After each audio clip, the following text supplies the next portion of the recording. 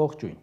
Այսօր հունիսի 11-ի առավոտյան 8:30-ին Գեղարքունիքի մարզի Ճամբարակ քաղաքում տեղի ունեցել գազի պայթյուն, բռնկվել է հրդեհ, եղել են ավերածություններ, 2-ից 4-րդ հարկի բնակարանները փլուզվել են, մասամբ փլուզվել են կից մուտքի բնակարաններ։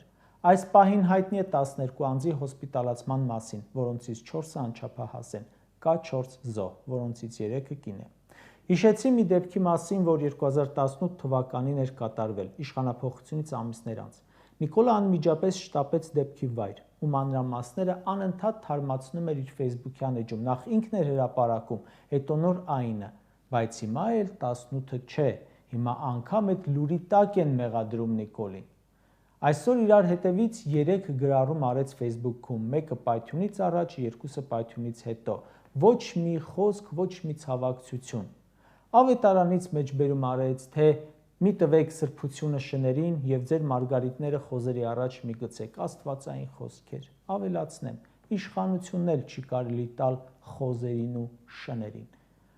Այդ իշխանավորի պահվածքը հետևյալի մասին է. պայթյուն կլինի, տուն կփլվի, մարդ կզոհվի, կկրակեն, կզավթեն, ես Ալիևի օրակարգից չեմ շեղվի։ Ալիևի օրակարգը կաթողիկոսն է, ուրեմն ես զբաղվում եմ այդ հարցով։ Տարբեր կառույցների ղեկավարներ ազգային ժողովում հաշվետվություն են ներկայացնում։ Բոլորի ճեպազրույցների թեման կուսակրոնության հավանական խախտումն է։ Բոլորը առանց բացառության ձախողել են իրենց աշխատանքը։ Ու ինչից են խոսում։ Ու զավեշտ է, որ այդ սաղ, որ պրավալ են տվել, համոզված են, որ իրենք պետք է մնան, բայց կաթողիկոսը պետք է գնե։ Դե որովհետև Ալիևն է ուզում, որ գնա։ Փաշազադեն է ուզում, մեկ էլ Փաշինյանը։ Մի քանի ակնհայտ ձախողման մասին խոսենք։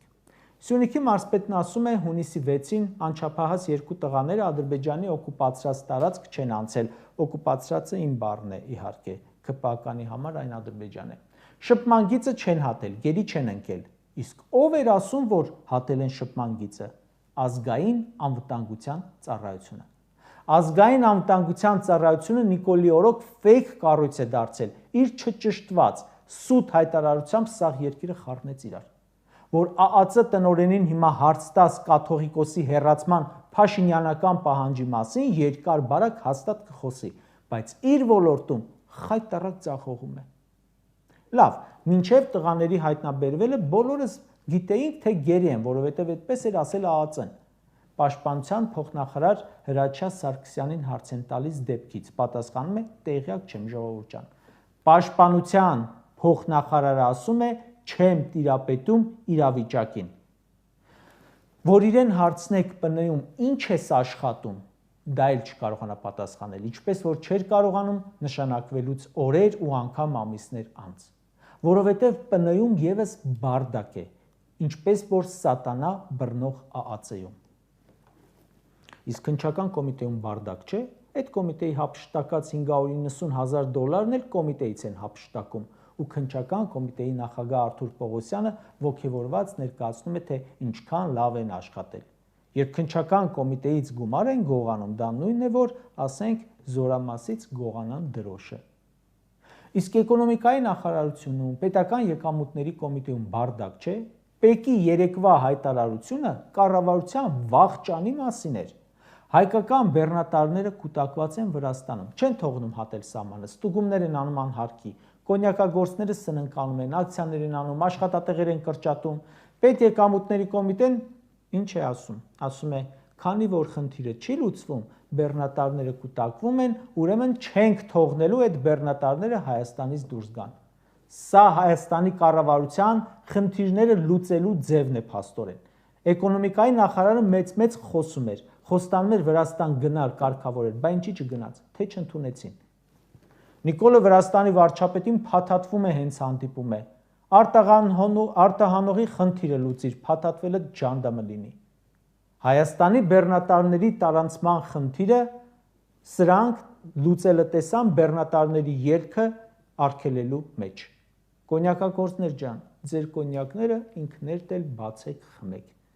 Ես նման հաղորդագրություն չեմ հիշում իմ լրագրողական գործունեության ամբողջ ընթացքում։ Վախենան վաղն էլ ասեն, քանի որ չենք կարողանում արտահանման հարցը լուծել, քանդեք խաղողի այգիները։ Այն օրը իմացանք արդեն ծաղիկների հետ են պրոբլեմ ստեղծում, քանդեք ջերմոցները, վաղը կոչ կանեն կտրել ծիրանի ու մյուս այգիները, այն որ ասում են գլխացավը բուժում են գլուխը կտրելով, այս սրանցն է։ Ժողովուրդ ջան, այստեղ շատ ավելի իհարկե մեծ վտանգ էլ կա։ Հարևան, բարեկամ, եղբայրական երկրի տարածքով, որ չեն կարողանում կոնյակ ու ծաղիկ տարանցել, ինչ եք կարծում, անհրաժեշտության դեպքում զենք կկարողանան սրանք Վրաստանով տեղափոխել Հայաստան։ Չեն կարողանա, ինչպես որ ըստ հրապարակված տեղեկությունների չեն կարողացել պատերազմի ամբողջ ընթացքում, եւ սա բարդակի արդյունք է։ Մեկ այլ կատարյալ բարդակ է ներքին գործերի նախարարությունը։ Հայաստանը, մինչև սրանց գալը, համարվել է աշխարհի ամենաանվտանգ երկրներից մեկը։ Այս պահին նկատի ունեմ ներքին անվտանգությունը։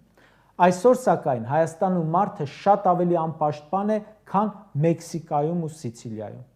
Կարող է դուրս գաս զբոսանքի ու մի պատահական գյուլա գա կպնի։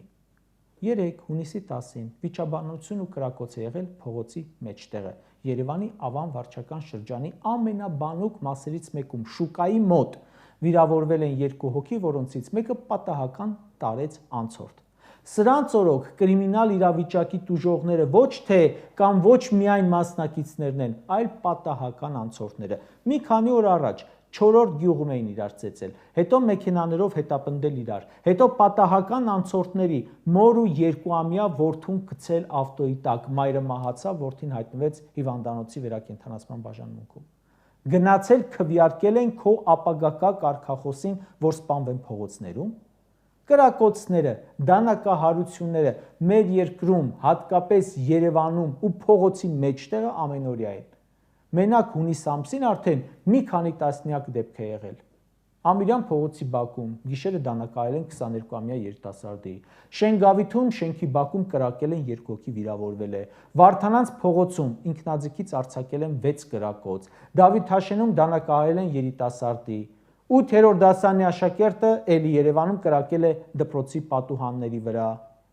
Արզնիում դանակահարված երիտասարդին տեղափոխել են հիվանդանոց եւ այլն։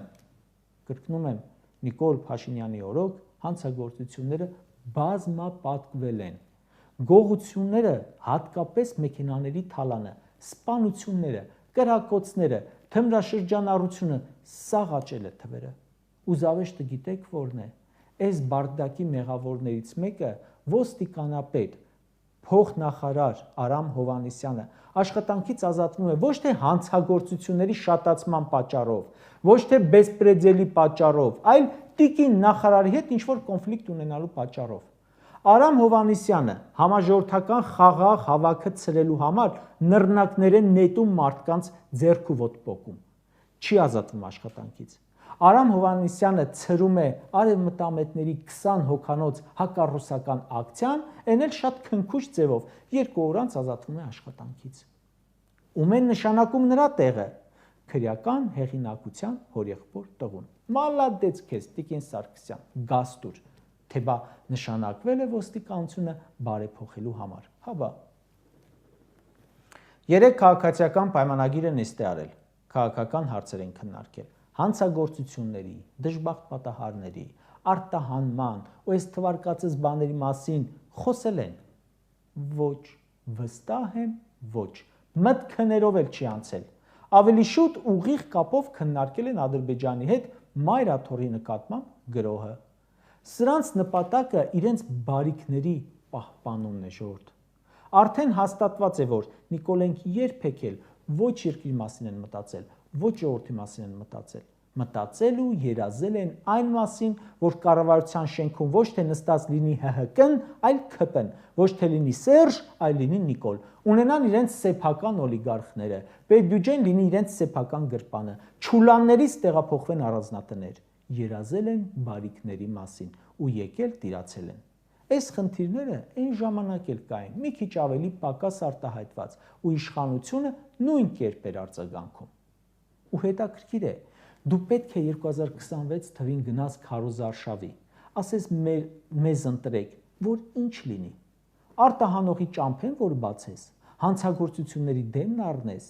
ճամփիդ վրա ավտոյիդ անիվների տակ մարդ չես լղջի, արտահանողը խնդիր չի ունենա, թե ասենք Շուշի ու Հադրութ հետ կբերես։ Կարճ ասած, ինչ կատարվում է մեր երկրում, Ժողովուրդ ջան, ուրիշ բնորոշում չունի, քան ոլորտ առ ոլորտ ապամոնտաժել, քանդելով գնալ։ Որ ոլորտին կպնում են, քանդում են։ ԱԳՆ-ին կպան, դաշնակիցներից երկիր չմնաց, ՊՆ-ին կպան, բանակ չմնաց, տարածքային կառավարմանը կպան, սահմանամերձ գյուղեր են հանձնում, ոստիկանությունը կպան, հանցագործությունները կրկնապատկվեցին, խեղդում են արդեն մարդկանց, հերթով քանդելով գնացել են։ Շատ դժվար է պատկերացնել անգամ քանդածի մասշտաբները ու նաև թե ինչ անմարդկային ջանքեր են պետք վերականգնելու համար։